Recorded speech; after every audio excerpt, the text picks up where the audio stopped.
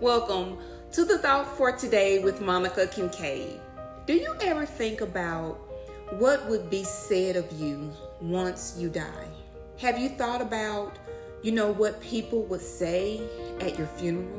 What do you want to be remembered by? I want us to think about our life as Christians, as Christ followers, our testimony. The question on the floor today is, what will be your story? Your story is your life.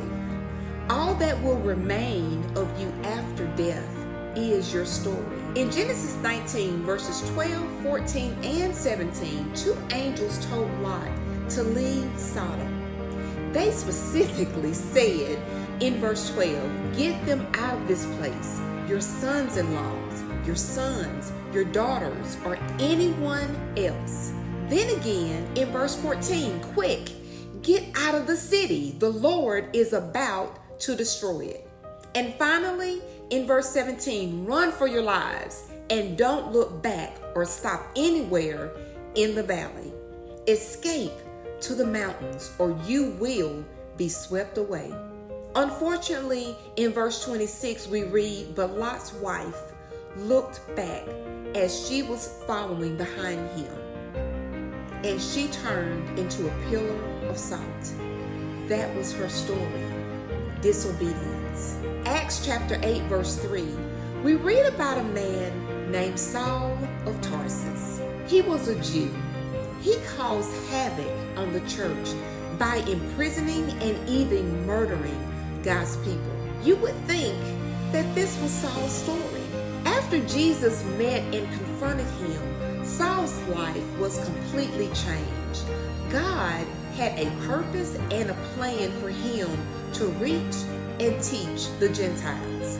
His Greek or Gentile name was Paul, and he became a living testimony about the saving power of Jesus. He said in 2 Timothy 4, verses 6 through 8, for I am already being poured out like a drink offering, and the time for my departure is near.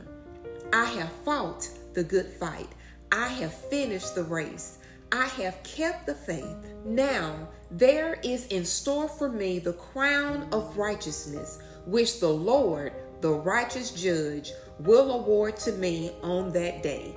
And not only just me, but also to all who have longed for his appearing. A redemptive life lived for Jesus.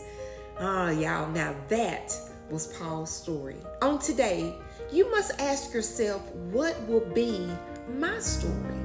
Will my story be one that the world will boast and brag about, like your intellect, your contributions to society, your possessions, your gifts and your talents, your family name, or your goodness as a person? Perhaps your story will be one that speaks only of Jesus Christ, the hope of glory. Now that should be your story.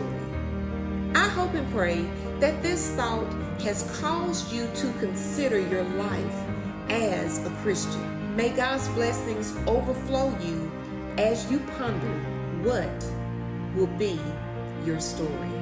Until next time.